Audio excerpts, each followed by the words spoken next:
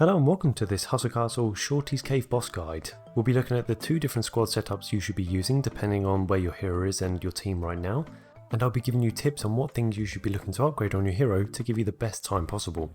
So the plan isn't actually to kill him, it's just to survive 3 rounds as you may have seen, but I have seen him being killed before, so that is possible, but that's not what we're here doing today. He does deal a high amount of splash damage but can also insta-kill someone every once in a while, so just be prepared for that. So what squad should you use then? Well, if you're watching this video then I'm sure you're struggling, so you can try this. Ideally use 3 tanks and 5 resurrects. You can add more tanks and less resurrects if you need to. I know a lot of people don't actually use a lot of resurrects, but it's definitely more ideal for this case scenario. This will allow your team to continuously keep resurrecting and alternating which people take the shots and keeping your whole team alive. For your hero, we'll have a look at this just after the second setup and explain what's good to go for. Also remember to subscribe if you want to see more bosses like this in the future and more information on future events. So the other method is using all tanks. Now that doesn't mean you have to have 8 tanks, it's just whatever you've got on hand, as long as the tanks are tanky and you have a fairly good hero. This makes it hard for Shorty to kill all of your tanks quickly, allowing the others to heal up in the meantime.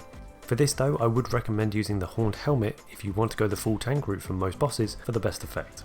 This might seem like a weird strategy, but for most bosses you can actually use all tanks and it makes it very simple and very easy to do once you get a good enough hero behind yourself. If you want a dungeon or hero guide on how to make your lives easier in different ways, you can find them in the description. It's a great way to learn new things and make it as easy as possible for yourself. So moving on to your hero setup. Let's say you want to use resurrects for Shorty's Cave and other bosses, then this would be what your setup should look like. When it comes to the heroes, let's have a look at the tank upgrade first, and you'll be looking to upgrade Robust Health, Master of Defense, Regeneration and Absorb Healing. This will be great in making your tanks stay alive for longer and keeping your tanks up while the mages do all the resurrecting on themselves.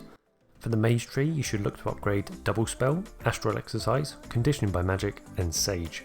This will allow your resurrects to potentially use the same resurrect spell twice, but also have the chance of staying alive longer and increasing their spell power at the same time. If you was going to go the all tank route, just focus on the things I've mentioned above, but also go for Vampirism and Fortitude to also make them survive even longer.